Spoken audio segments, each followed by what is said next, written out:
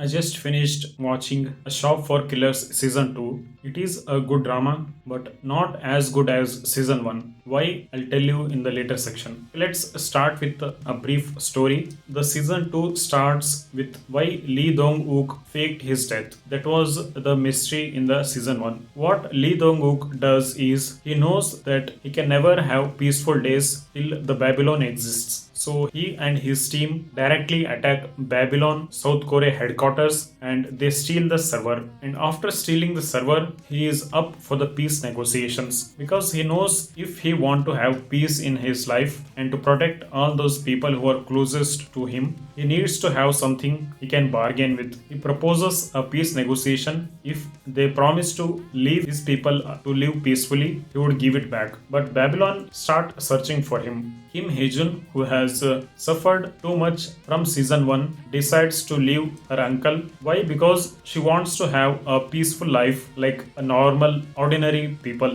She goes and settles on a remote island. After the passing of 2 years, when they still couldn't find Lee Dong-wook, Babylon East Asia Company, that is Japan Babylon Company, is being tasked to handle this case. You need to keep in mind three characters here. First one is the director, the next one is team leader, and her brother. These three are the important characters. On one side, Kim Hee-jun is trying to have a peaceful life and she even falls in love with a local boy. And on the other hand, Lee Dong-wook is trying to crack that server. These three people and Lee Dong-wook have previously met 10 to 15 years ago when Lee Dong-wook was South Korean Special Forces on a hostage situation rescue mission. And the team leader, for her it was like a love at first sight, and they promised each other that if they meet again they would go for a coffee. Those same people are now brought to capture him and his niece. After the Japan team arrives, season 1 villain Bale is made part of the team, but both he and the group have different objective. He just wants to kill Lee Dong-wook, but they want to capture him alive because they want to take back the server. Now here two very bad things happen and both lose very important people in their life. And from here on, Kim Hee-jun understands that she can no longer live like a normal people, and on the other hand, the team leader loses her brother, and from here on things get very tense. Kim Hee-jun decides that she doesn't want any other people to die because of her, and she joins her uncle in this mission. And here team leader is told that Lee Dong-wook was the one who killed her brother, and she is set on killing both of them. They capture one of his men, Asin, who was in Thailand with his son. So they blackmail him on giving every secret. That is how they successfully infiltrate their secret base. Their main goal was to separate Lee Dong-wook and his team, because once he is captured,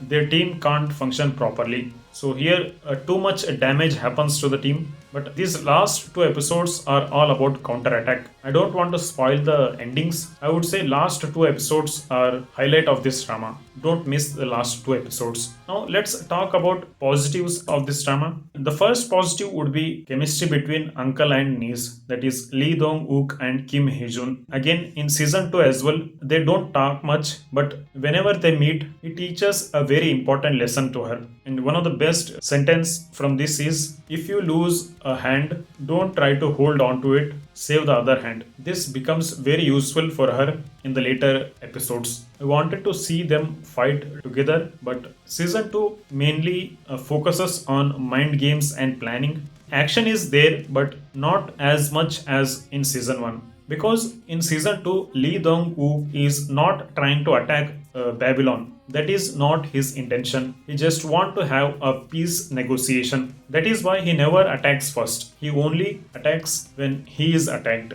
That is the theme of the story. Second positive is the main villain role. In the season 1, main villain was Bale. He is important in season 2 as well, but not as important as the director of Babylon. She is brought from Japan to take over the mission. She is a results oriented director. She doesn't care about casualties or personal feelings. She just wants to get things done. But along the way, she starts making mistakes. To cover up those mistakes, she does does still more mistakes. She gets trapped in those things only. Her acting was impressive. Another positive was the role of team leader.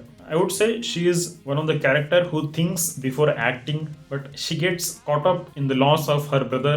She loses herself, but she gets back on track at the end with the help of Lee Dong Wook. I would say it is one of the likable character. I would say there are three scenes which don't make sense. The first one is when Bale and the East Asia Company are forced to work together.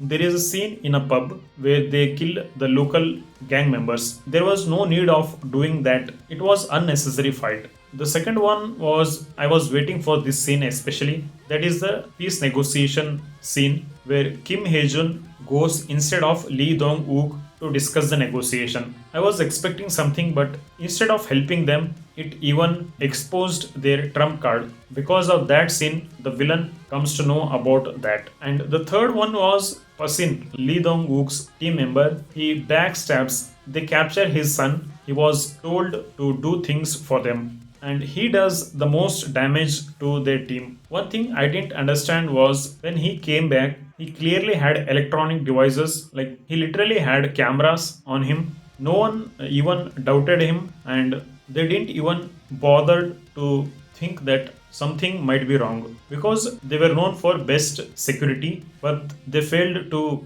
recognize that threat. If you are thinking you would get to see a large action scenes like in season 1, you might be a little bit disappointed. You have enough action scenes, but they are according to the situations. You have action, but action is not the major part of season 2. That is what I'm saying. I was also hoping to have an epic battle at the end, but you don't get to see that as well. Another one was when Kim Hae-jun comes to know that this is her life now, that is to live with her uncle.